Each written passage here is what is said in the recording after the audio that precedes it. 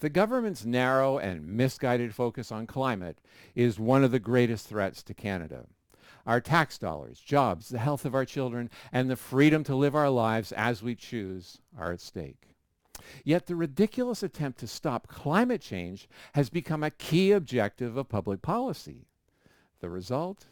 Businesses failing, electricity costs skyrocketing, blackouts, and irreparable damage to the environment. And what if a 60-story high industrial wind turbine is put in your backyard? And for what purpose? To achieve net zero, to somehow protect the climate. Get real. As was demonstrated in the 2022 Ottawa municipal election and in public events around the city since then, tax-paying citizens can question government energy and environment policies and demand a stop to enforcing these unsubstantiated changes.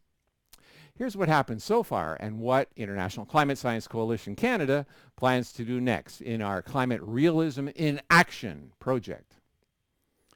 In the months leading up to the recent election for Ottawa Mayor, City Councillor Catherine McKenney had what appeared to be an insurmountable lead. Her support is the blue line in this graph. Support for the next leading candidate, the more moderate Mark Sutcliffe, is shown in orange. Now, this was a big problem since McKenney supported the city's $57 billion climate and energy plans, which includes a phase-out of all oil and natural gas. Instead, Ottawa would be powered by so-called green energy, including, believe it or not, 710 industrial wind turbines taller than the Peace Tower. Jeez. This would transform Ottawa into a polluted, fragile, and bankrupt city. Icsc-Canada stepped up by publicizing via articles, Zoom presentations, podcasts, radio and TV interviews the serious flaws in Ottawa's plans. At the start of 2022, we also published a report about the dangers of Ottawa's plans, and we now intensified our publicizing of the report, which you can see by clicking on the link below. Next, we worked with concerned Ottawans to help them prepare to speak out at public debates between mayoral candidates. Thank you to those very brave citizens who courageously contested the candidates' positions on the city's climate and energy plans. You can view some of these taxpayers in action at the second link below. Several Ottawa residents volunteered to hand out Icsc-Canada flyers at the debates, the front of which you can see right here. We were thrilled to have this support, and we observed that by the time several of the debates started, hundreds of members of the audience had this flyer in hand. Leading Conservative strategist Joseph Benamy of Ditchley Public Affairs said that these actions played a significant role in the election.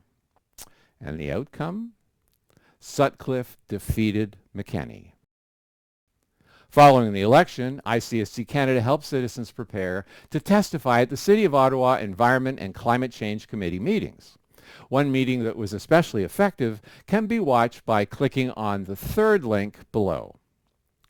Next, we teamed up with Ottawans to contribute to the Climate Resiliency Community Dialogues held across the city in 2023. This resulted in important issues being brought up in the dialogues, issues that would otherwise have been ignored. But we didn't stop there. In December 2023, Icsc-Canada published Part 2 of our report on the Ottawa City Climate and Energy Plans. That report is linked to in the fourth reference below.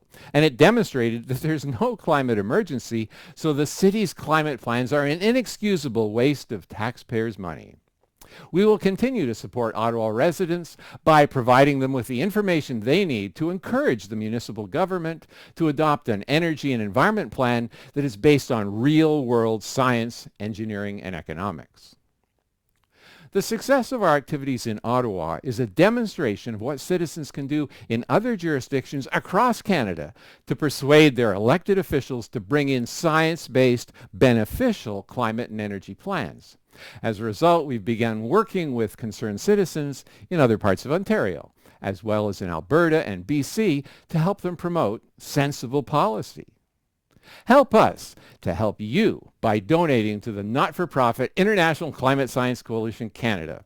With your support, we'll next hold a cross-Ottawa online seminar with Icsc-Canada board members Dr. Patrick Moore, Robert Lyman, and myself about the problems with Ottawa's climate plans. This would be followed by public opinion polling and media work to convince the new mayor and council to adopt more sensible policies. Thank you in advance for your donation. We're looking forward to an exciting 2024 as we continue to present the truth about climate and to help concerned citizens across Canada speak out in support of solid, science-based climate and energy policy.